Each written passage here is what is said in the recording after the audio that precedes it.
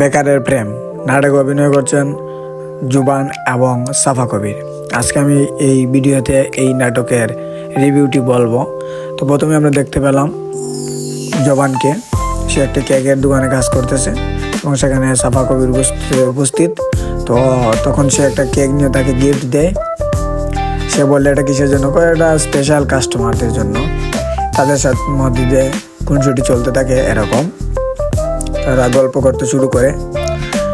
তখন সে বললো যে আপনার দেওয়া কেকটি খুবই টেস্ট, সো আমাকে এরকম একটি কেক বানিয়ে দেবে আমার ফ্রেন্ডের জন্মদিন। তখন সে বললো কোন ফ্রেন্ড, বললো যে বেস্ট ফ্রেন্ড। তারপরে সে বললো না, এটা আমার ভাইয়ের জন্য। তখন জবান তাকে একটি গিফট দেয় তার ভাইকে দেওয়ার জন্য।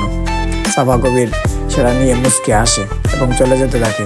তখন সে পিছন থেকে ডেকে বলল যে বন্ধু এবং ভাই সমান, তো আপনার বন্ধু এবং আপনার ভাই একই সমান।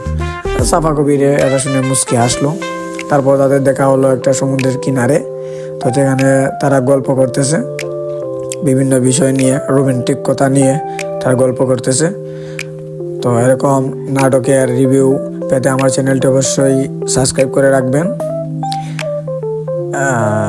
নতুন নতুন নাটকের রিভিউ পেতে থাকবেন। তো এখানে দেখা গেল যে সাফা কবিরের বোন, উনি নাকি নির্বাহী ম্যাজিস্ট্রেট। সো খুবই অ্যাটিটিউড ওনার, গাড়ি থেকে নামছেন, চশমা খুললেন। তো এখানে সাফা কবির বলতেছে আমার বোন তো মেনে নেবে না, ও হচ্ছে নির্বাহী ম্যাজিস্ট্রেট, এগুলা কথা বলতেছে জবানকে। তো উদাস হয়ে বসে আছে সমুদ্রের পাড়ে। তো জবান চলে আসে তার বাবার কাছে, খুব খুশি সে, কেননা সে তার মনের মানুষকে পেয়ে গেছে। এই সংবাদটি তার বাবার কাছে দিতে এসেছে। তো বাবার সাথে সে গল্প করতেছে এই বিষয় নিয়ে। তো তার যে সমস্যা, তার সাফা কবির যে বড় বোন ম্যাজিস্ট্রেট, ওনার কথা তার বাবার সাথে কথা বলতেছে কীভাবে ইমপ্রেস করা যায় তার বড় বোনকে। তো তার বাবা শিখিয়ে দিল। তারপর সে গেল তাদের বাসায় গেল। বাসার সামনে অনেকক্ষণ দাঁড়িয়ে আছে, কেউ নেই। তখন হঠাৎ একটি লোক আসছে। সে এসে বলে দেয় না, এরা তো চলে গেছে, কোথায় গেছে বলতে পারি না। সে নাম্বারটা চায়। তো সে বলে আমি কেয়ারটেকার ভাই, আমার কাছে নাম্বার নাই।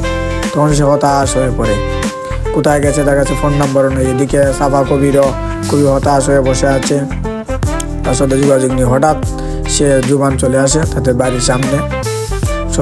সে দেখতে পায়, তারপর হাত নাড়ায়, আমি এখানে দাঁড়িয়ে আছি, এই যে হাত নাড়াচ্ছে সে। তারপর সাফা কবিরও হাত নাড়ায়, বলো আমি নিচে আসতেছি। তারপর তার দূর থেকে দেখে সে বললো যে আসো নিচে। সেও আসতে শুরু করলো। সে দৌড়ে নিচে নামলো এবং জবানের কাছে গেল। তো নাটকের মধ্যে এখন কোন শুরু দেখতে পেলো, অনেক কষ্ট আছে নাটকের মধ্যে, শেষ পর্যন্ত শুনে যাবেন। তারা গল্প করতেছে যে কিভাবে তুমি আসলা, কিভাবে আমার ঠিকানা পেলা, এইসব বলতেছে।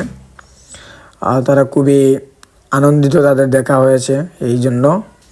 তখন সে গাড়ি আটকিয়ে দাঁড়ায় তার বোনের নির্বাহী ম্যাজিস্ট্রেট, খুবই অ্যাটিটিউড ওনার, নির্বাহী ম্যাজিস্ট্রেট বলে কথা, বুঝতেই পারতেছেন। তখন সে গাড়ি থেকে নামে, খুব অ্যাটিটিউডের সঙ্গে সামনে এগিয়ে আসে জুবানের কাছে। তার বডিগার্ডকে বলে আপনি ওখানে থামেন। তো উনি সামনে আসলো, জুবানের সাথে অনেকক্ষণ কথা বললো যে তোমার জন্য আমরা ট্রান্সফার হয়ে চিটাগাং থেকে এখানে এসেছি, আবার তোমার জন্য এখান থেকে ট্রান্সফার হতে চাই না, তো তুমি আমার বোনের জীবন থেকে সরে যাও, এই সেই নানান কথা বলে।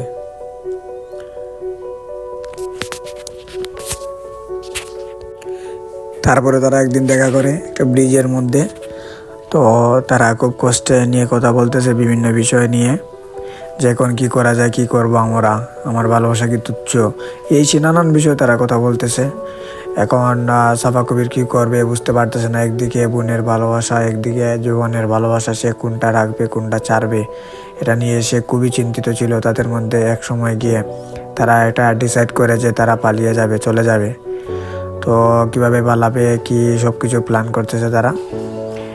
এখন সাফা কবির বাসায় আসে রাত্রে, সে ব্যাগ গুছাতে শুরু করলো, আবার দেখতে থাকলো কেউ নি তাকে দেখে। তার ব্যাগ গুছানি শেষ, তারপর সে বেরিয়ে যেতে থাকলো। ধরেন ব্যাগ গুছিয়ে দেখলো কেউ নি তাকে দেখছে বা ফলো করতেছে। তো এরকম সব মানুষই, মানে সব মেয়েরাই করে যে না মানলে চলো পালিয়ে যায়, তবে এটা ঠিক না, ফ্যামিলিকে বোঝানো উচিত। তো সে ব্যাগ কাঁধে নিয়ে বেরো হবার প্রস্তুতি নিচ্ছে। সে উকি চুকি মেরে দেখছে কেউ নি সোজা, কেউ নি তাকে দেখছে। সে যাওয়ার সময় হঠাৎ তার পেছন থেকে একজন লোক লাইট জ্বালালো। সে হতবাক হয়ে দাঁড়িয়ে থাকলো। তো কে দাঁড়িয়েছিল তার পেছনে তার চাচা। চাচা বললো, এসব কি করতেছিস মা, এটা তো ঠিক না।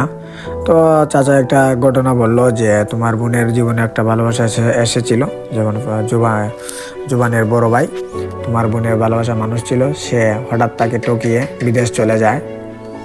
তো সেই থেকে তোমার বোন অনেক কষ্টে পেয়েছে এবং জীবনে আর বিয়ে শাদী করে নাই, তোমাকে নিয়ে যায় তা ওনার জীবন। এখন তুমি চলে যাচ্ছ ওনাকে ছেড়ে, আর একরকম লাগে।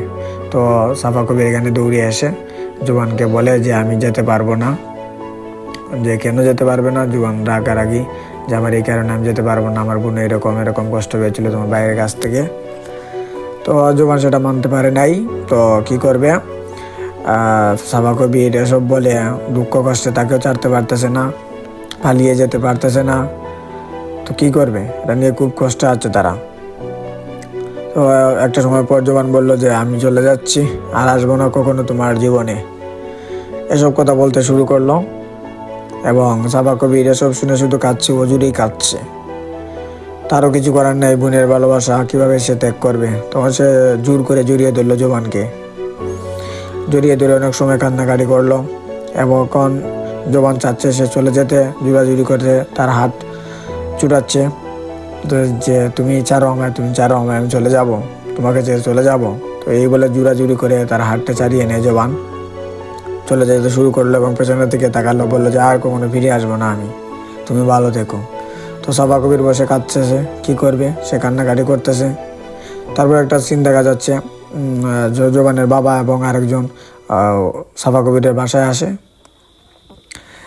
বাসায় এসে একথাটাই বলতে শুরু করলো যে জুবানের অতিরিক্ত ঘুমের ওষুধ খেয়ে আইসিইউতে আছে, মরণাপন্ন, তোমাকে যেতে হবে মা।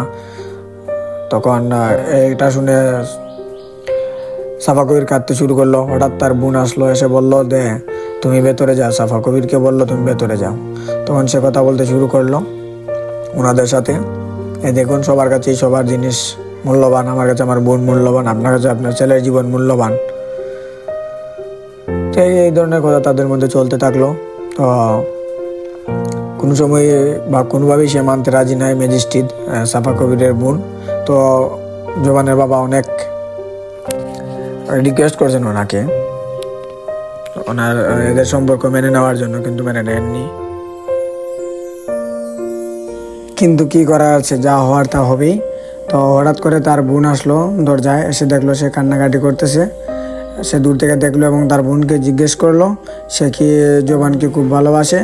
তো তার বোন বলতে লাগলো যে সেও খুব ভালোবাসে। তো তার বোন তাকে বললো আচ্ছা ঠিক আছে, আমি মেনে নিলাম তোমাদের এই সম্পর্কটা, এই বলে সান্ত্বনা দিল সাফা কবিরকে। তো তাদের মধ্যে কথা চলছে জুবানকে নিয়ে। তো সাফা কবির কী করলো, তার আপুকে জড়িয়ে ধরলো, মেনে নেওয়ার জন্য খুব খুশি হয়ে গেল সে, এবং সে খুবই ভালোবাসে তার বোনকেও। এখন সে জুবানকে দেখতে যাওয়ার জন্য যাবে। তো সে কী করলো, তারা দুও বোনে কান্নাকাটি করে তারা জুবানের সম্পর্কে কথা বলতে লাগলো এবং বললো। তারপর সে হঠাৎ চলে আসে হসপিটালে জুবানকে দেখার জন্য। হসপিটালে এসে রিসিপশনে জিজ্ঞেস করে জুবান আসেনি, কিন্তু রিসিপশনের ওই মহিলাটি খাতাপত্র চেক করার পর ওনাকে বলে যে তার তো আজকে সকালে ডিসচার্জ হয়ে গেছে, মানে হসপিটাল থেকে তারা চলে গেছে। তো সে আবার এখানে কান্নাকাটি করলো। কান্নাকাটি করার পর সে হসপিটালতে মহিলার সাথে কথা বলতে লাগলো, কখন গেছে, কোথায় গেছে, কোনো ডিটেলস দিয়ে গেছিনি, কিন্তু না। তারপর হঠাৎ একটা সিন দেখা যাচ্ছে যে রেল স্টেশনে একা দাঁড়িয়ে আছে জুবান, হাঁটতেছে। হঠাৎ সে পেছন থেকে একটি ডাক শুনতে পেলো এবং সে পেছনের দিকে তাকালো। পেছনের দিকে তাকিয়ে সে অবাক হয়ে তাকিয়ে রইল, দেখলো যে অপর পাশে দূরে আসছে সাফা কবির। সে তার সাথে জড়িয়ে দেওয়ার জন্য ধরলো। এরপর সে জিজ্ঞেস করলো যে কি হয়েছে, এখানে দূরে আসলা যে? সে বললো না, আমি তো তোমাকে ছাড়া থাকতে পারবো না, এই সেই অনেক কথা বললো। তো সে বললো যে আমার আপু আমাদের বিষয় মেনে নিয়েছেন, কোনো চিন্তার বিষয় নেই, কোনো দুশ্চিন্তার বিষয় নেই। তো এই হচ্ছে এই নাটক। ভালো লাগলে অবশ্যই আমার চ্যানেলটি সাবস্ক্রাইব করে রাখবেন। এরকম আরও নাটক পেতে আমার সঙ্গেই থাকবেন আপনারা সবাই। নাটকটি ভালো লাগলে অবশ্যই একটা লাইক করবেন। ধন্যবাদ।